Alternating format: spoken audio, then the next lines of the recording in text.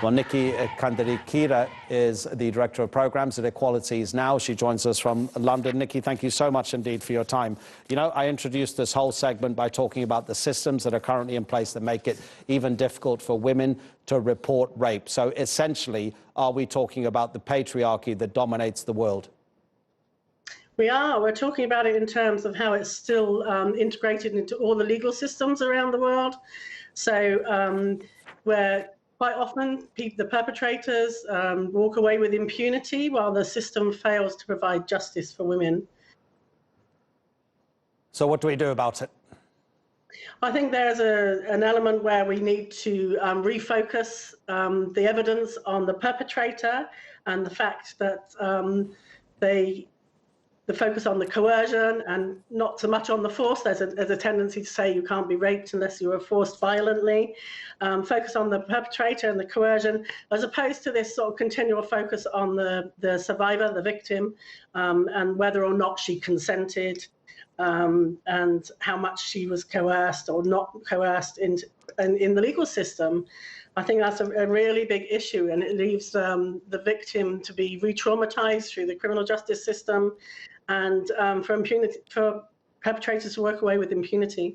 Isn't it amazing that we're talking about this in the year 2019, when actually, in all common sense ways of looking at it, this should have been done decades, centuries ago, although women in some countries have not had the vote for more than about 100 years.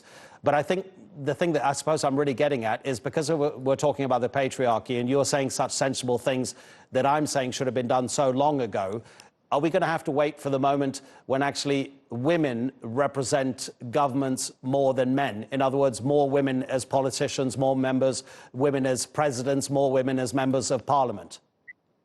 I don't think we have to wait for that. I mean, they say that's going to take a long time. Certainly, we'd want to see that, more women in representation across institutions.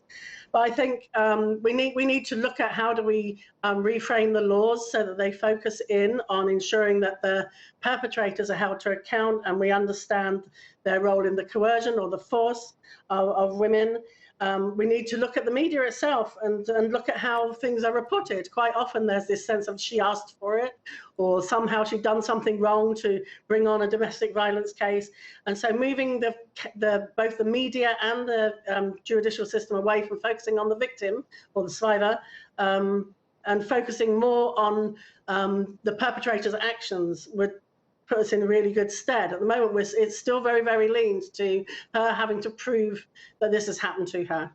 And at the moment, I suppose the issue becomes one of domestic laws in every single country in the world, because to look at it from an international legal point of view, which might be ideal, because all the pictures that we're showing while we're talking to you pretty much come from developed countries. Ecuador might be considered an LDC, a lesser developed country in the global south.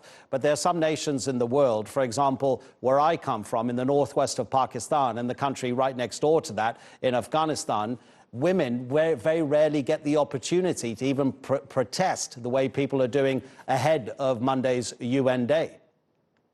Yeah, indeed. I mean, I think the issue really is that we do need women's representation across the piece.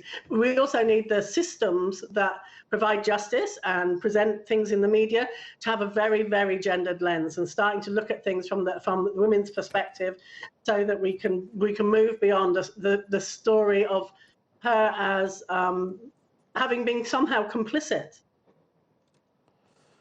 Niki, thank you so much indeed. Niki Kandirikirira.